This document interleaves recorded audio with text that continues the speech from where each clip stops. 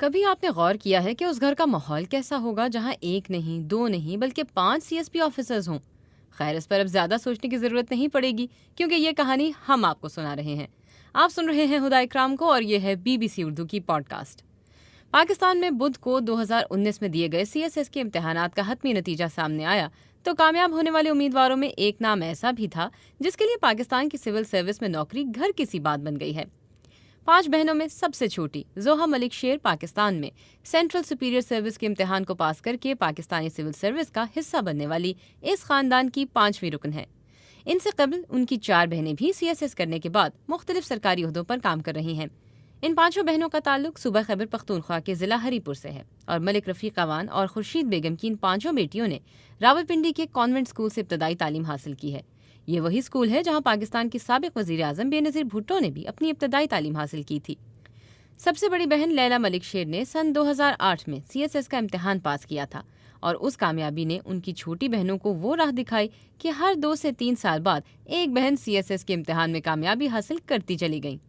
لیلا ملک شیر اس وقت کراچی میں انکم ٹیکس کے محکمے میں ڈپٹی کمشنر کے فرائض ادا کر رہی ہیں۔ اس کے بعد شیری ملک شیر کی باری آتی ہے جو آج کل National Highway Authority Islamabad میں ڈائریکٹر ہیں۔ تیسری بہن Sassi Malik Sher deputy executive CEO Chaklala cantt Rawalpindi ہیں اور پھر ماروی ملک شیر جو بطور ایڈیشنل اسسٹنٹ کمشنر ایبٹ آباد فرائض انجام دے رہی ہیں۔ زوہا ملک سب سے چھوٹی بہن ہیں اور 17 جون کو جاری کیے جانے والے نتائج کے مطابق وہ آفیسرز مینجمنٹ گروپ میں شمولیت اختیار کریں گی۔ زوہا نے BBC سے بات کرتے ہوئے کہا کہ بچپن ہی سے ان کی والدہ اور والد نے بتایا تھا کہ انہیں خود مختار بننا ہے اور اسی لیے تعلیم و تربیت پر بہت محنت کی۔ ہمیشہ یہی بتایا گیا تھا کہ انہیں دنیا میں کچھ کرنا ہے، کچھ ایسا کرنا ہے جو یاد رہ جائے، خود کو خود مختار بھی بنانا ہے اور ملک و قوم کی خدمت بھی کرنی ہے۔ ان بچیوں کے والد ملک رفیق اوان وابڈا سے SDO ریٹائرڈ ہیں۔ ان کی آبائی رہائش تو ضلع ہری پور میں ہے مگر ایک عرصے سے وہ راولپنڈی میں مقیم ہے۔ 17 جون کو جب CSS کے کامیاب امیدواروں کے نتائج کا اعلان ہوا اور ان سے رابطہ قائم کرنے کی کوشش کی گئی تو ان کا ٹیلی فون تقریباً 2 گھنٹے تک متواتر مصروف تھا۔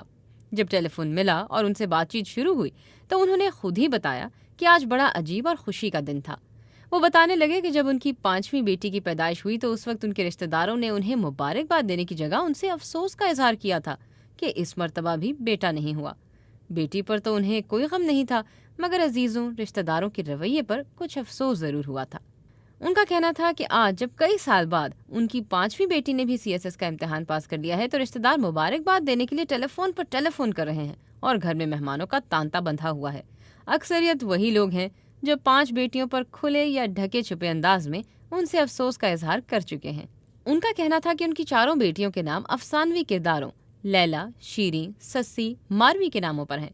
اس کے پیچھے بھی خواہش تھی کہ ان کی یہ بیٹیاں ملک و قوم کے لیے ایسا کام کریں گی جس میں ان کی شہرت ہوگی، جبکہ 5ویں بیٹی زوہا کا نام قرآن سے لیا گیا ہے جس کا مطلب روشنی کا آغاز ہے۔ ملک رفیق اوان بیٹیوں کی کامیابی کو بھی اپنی اہلیہ کی انتھک محنت اور لگن کا نتیجہ قرار دیتے ہیں۔ ملک رفیق اوان بتاتے ہیں کہ بچپن میں بیٹیوں کو کوئی ڈانٹ ٹپٹ نہیں کی اور اس کی ضرورت بھی کبھی نہیں پڑی۔ انہوں نے بتایا کہ بچیوں کی پڑھائی اور ان کے معاملات کو ان کی والدہ خورشید بیگم دیکھا کرتی تھیں۔ وہ خود تو ملازمت کے لیے مختلف شہروں میں مقیم رہا کرتے تھے مگر ان کی والدہ تعلیم پر کوئی سمجھوتا نہیں کرتی تھیں۔ بچیوں کی والدہ خورشید بیگم کا کہنا تھا کہ انہوں نے اپنی بیٹیوں کو بڑے طریقے سے تعلیم اور محنت کی طرف راغب کیا تھا۔